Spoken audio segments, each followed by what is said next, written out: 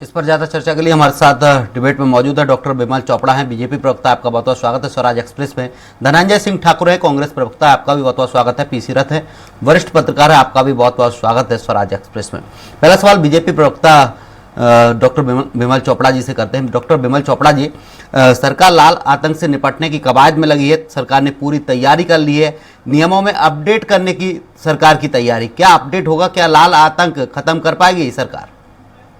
देखिए, भारतीय जनता पार्टी शुरू से इस बात के पक्ष में है कि देश में, प्रदेश में लोकतांत्रिक व्यवस्था स्थापित होनी चाहिए और ये जो लाल आतंक है ये समाप्त होना चाहिए। चाहे भारतीय जनता पार्टी की 15 साल की सरकार रही हो, चाहे भारतीय जनता पार्टी की अभी की सरकार हो, चाहे भारतीय जनता पार्टी की 10 साल की केंद्र की सरकार हो, हर सरकार ने हमारे ये प्रयास किया है कि पूरी ताकत से ये लाल आतंक समाप्त होना चाहिए। अभी एक नया अध्याय प्रारंभ हुआ हमारा और हम देख रहे हैं कि 4 महीने में ही सरकार ने इतने कठोर कदम लाल आतंक के विरुद्ध और इस नक्सलिज्म के विरुद्ध उठाए हैं कि शायद आज तक के इतिहास में ऐसे कदम नहीं उठाए गए होंगे। 50 से ज्यादा नक्सलियों को मौत के घाट उतारा गया, 27 से ज्यादा नए कैंप खोले गए हैं। हिडमा का गांव जो कि नक्सलवाद में एक बड़ा नाम है, उसके गांव में कैंप स्थापित किया गया है। भारतीय जनता पार्टी लगातार जो है इस बात का भी प्रयास कर रही है कि बोली से भी, बातचीत से भी इस समस्या का हल निकले जी। और यदि ये बोली की भाषा नहीं जानते तो भारतीय जनता पार्टी उनको गोली की भाषा भी बताने में सक्षम है। इस प्रकार गोली और बोली दोनों की भाषा जो है वो भारतीय जनता पार्टी उपयोग में लाएगी और इसलिए भारतीय जनता पार्टी ने और हमारे गृह मंत्री, हमारे मुख्यमंत्री जी, इन सब ने लगातार बिमल चोपड़ा जी, गोली हर समस्या का समाधान नहीं होती है, जागरूकता भी होनी चाहिए, जागरूकता लाना चाहिए। सरकार जागरूकता के लिए काम क्यों नहीं कर पा रही है? आपको मैंने पहले बताया कि सरकार हर पहलुओं पर ध्यान दे रही है कि नक्सली आत्मसमर्पण करें, उस पर भी सरकार ध्यान दे रही है। आत्मसमर्पण नहीं करेंगे और वो निर्दोष लोगों की हत्या करेंगे तो भारतीय जनता पार्टी और ये सरकार भी उनको वैसा जवाब देने में सक्षम है। जी बिल्कुल। धनंजय सिंह ठाकुर हमारे साथ कांग्रेस प्रवक्ता है। बिमल चोपड़ा जी, रोकना चाहूंगा, धनंजय सिंह ठाकुर से सवाल कर लेते हैं। धनंजय सिंह ठाकुर जी, जिस तरीके से बीजेपी कह रही है नक्सलियों के सामने दोनों ऑप्शन है, गोली या बोली, जो पसंद है उस तरीके से आ जाएगी, क्या मानते हैं आप?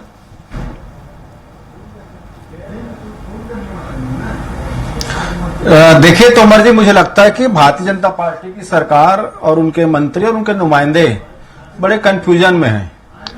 मैं देख रहा हूं बीते 4 महीने में, चाहे मुख्यमंत्री जी हो, चाहे गृह मंत्री जी हो या उनके अन्य मंत्री हो, उनके नक्सलवाद को लेकर कोई ठोस जवाब जनता के बीच में नहीं आया है। ढोल मूल बातें आती, कभी मुख्यमंत्री जी कहते हैं कि गोली मारेंगे, कभी गृह मंत्री जी कहते हैं कि मोबाइल कॉल से बात करने तैयार हैं, कभी कहते हैं कि नक्सलियों घर जाकर लाल भाजी खाएंगे।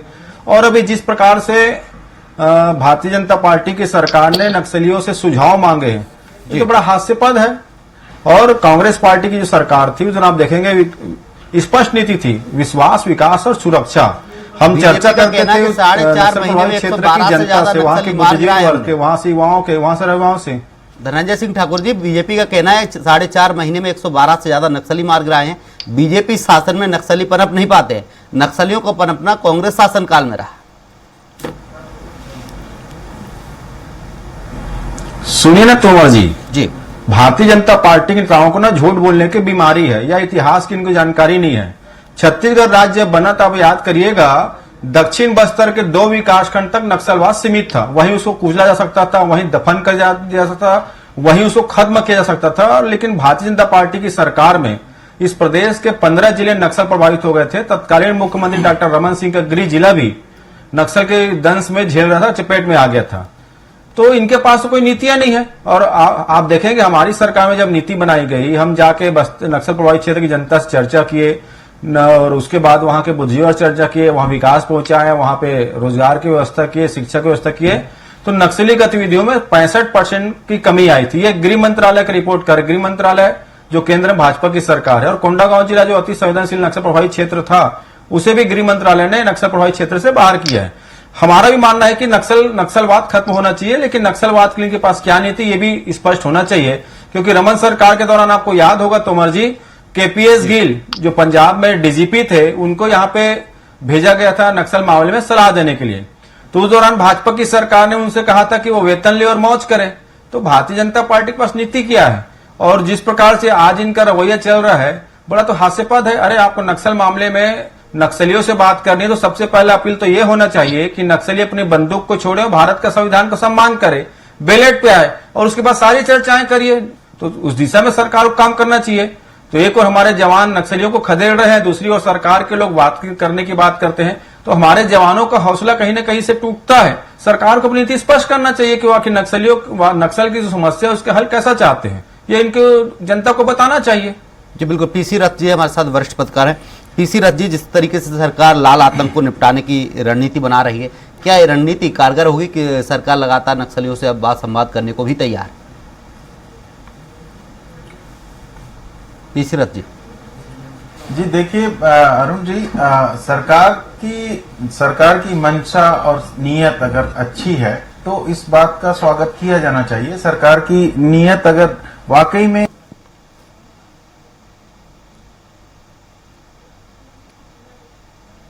का स्वागत किया जाना चाहिए।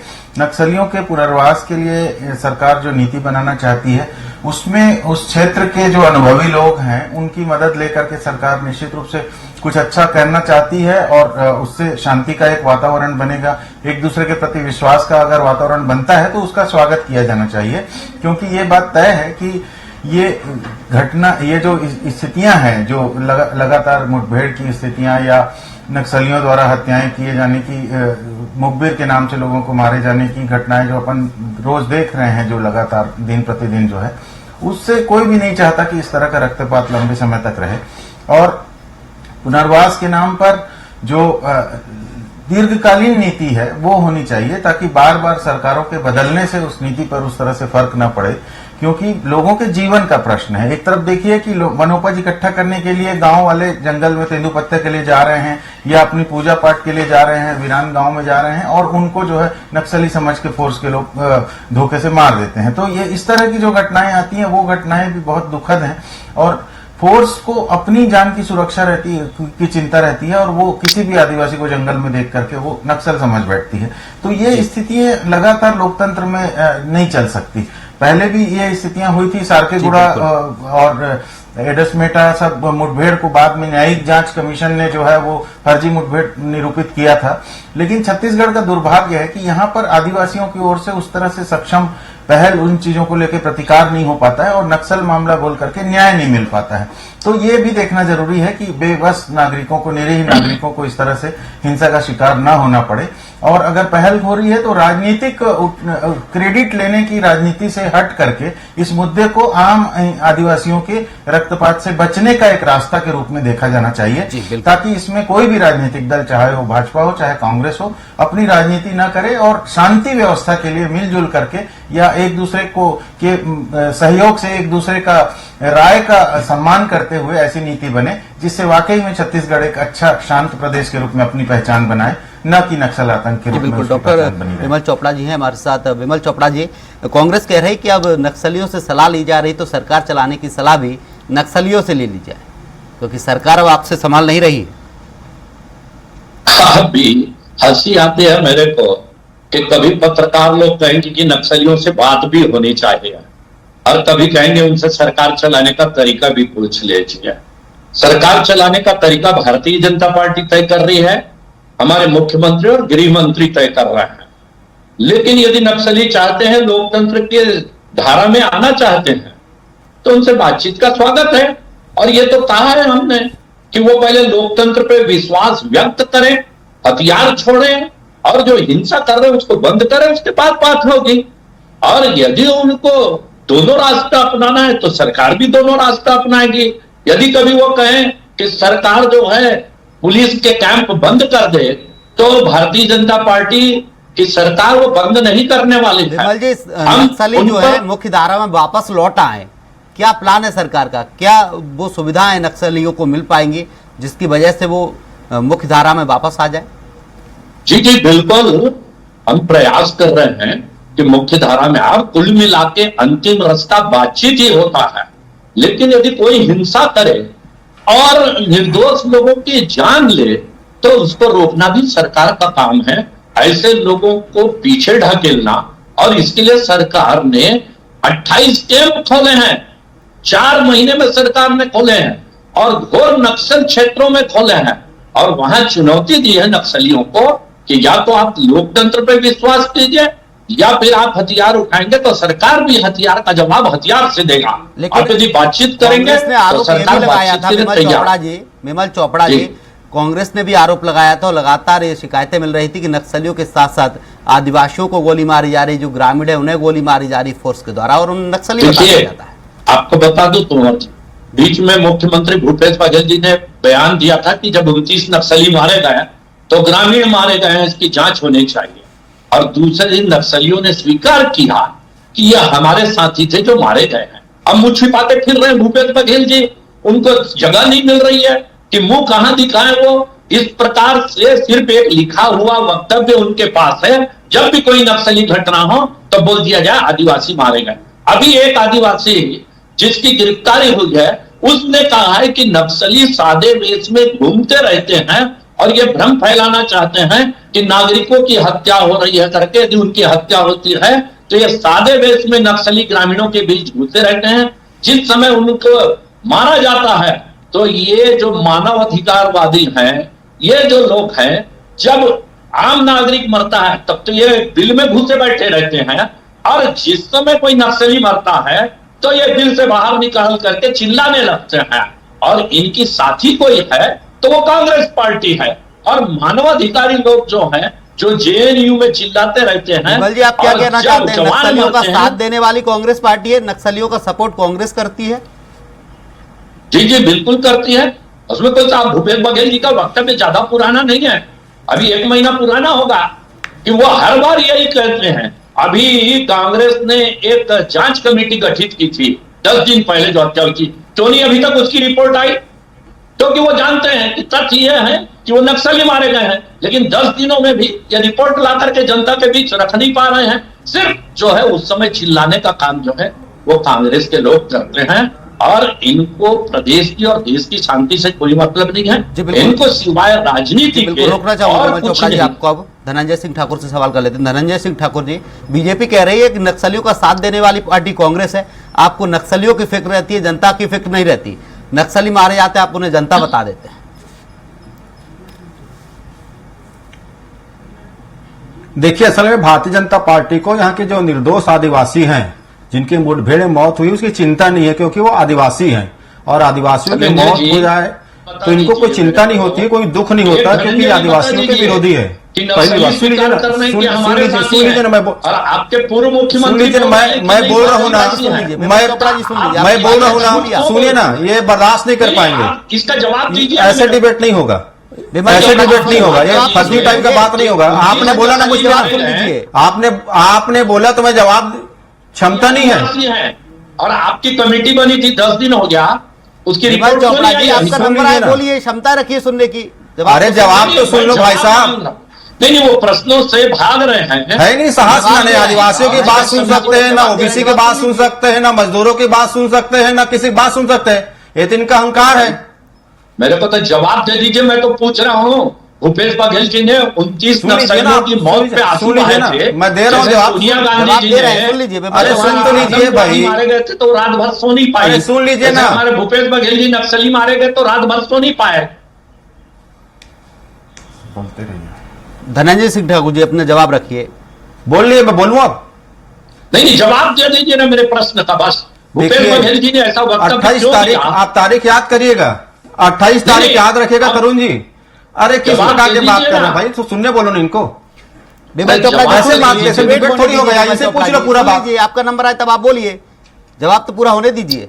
नहीं, जवाब तो दीजिए, बोलता हूँ, जवाब मांग रहा हूं। आप सुनेंगे तभी तो सामने वाला जवाब दे पाएगा। आप लगातार बोलते जा रहे हैं बीच में। 28 तारीख आप याद करिएगा जी। अरुण जी, सर्व आदिवासी समाज के लोग पीडिया मुठभेड़ की जांच करने के लिए 70 लोगों की कमेटी वहां गई थी। सर्ववादी समाज है ना कांग्रेस पार्टी का है ना भारतीय जनता पार्टी का है वो। और वहां गांव में पीडिया में जाकर उन्होंने देखा कि जो नक्सली मुठभेड़ में जो निर्दोष आदिवासी मारे गए उनके परिजनों से मिले हैं और सरकार से मांग के हैं। और भी 28 तारीख को आपके चैनल में भी चलेगा, सर्व आदिवासी समाज ने पीडिया मुठभेड़ के विरोध में बस्तर बंद करने की बात कही है। और अगर उसकी बात नहीं होगी 7 तारीख से धरना और आंदोलन देने वाले हैं। ये कांग्रेस और भाजपा के लोग तो नहीं है, चलो हम लोग राजनीतिक लोग हैं तो आरोप प्रत्यारोप लगाएंगे। आप किसी निर्दोष आदिवासी की मौत पर न्याय करने के बजाय, जांच करने के बजाय आप उसको नक्सली बताकर अगर उसका उपहास उड़ाएंगे, ये नहीं चलेगा ना। ये कांग्रेस और भाजपा के लोग नहीं थे। सर्व आदिवासी समाज जो प्रदेश का आदिवासी समाज का संस्था है वो वहां जाके जांच किए हैं। यहां बैठ के कहते कांग्रेस के साथ नक्सली है। अरे असम में बोडो उग्रवादी के 115 लोगों को भारतीय जनता पार्टी अपने सदस्य बनाती है। जो लश्कर तौबा के जो सहयोगी है उसको भारतीय जनता पार्टी सांसद के टिकट देती है। जितने भी अपराधी हैं, चाहे बलात्कारी हो, डकैत हो, लूट हो, घोटालेबाज हो, सब कहां है भाई? जेल में नहीं है, भारतीय जनता पार्टी में है। तो चरित्र किसका अपराधियों के साथ में होता है? मैंने पहले लाइन में कहा ना, नक्सलवाद इस देश से खत्म होना चाहिए, प्रदेश से खत्म होना चाहिए। लेकिन भारतीय जनता पार्टी नक्सलियों के सहयोगी है, क्योंकि डॉक्टर रमन सिंह के शासन काल में नक्सलवाद बढ़ा है। ये उनको चंदा देते थे, विधानसभा में बात उठा था। रोकना चाहूंगा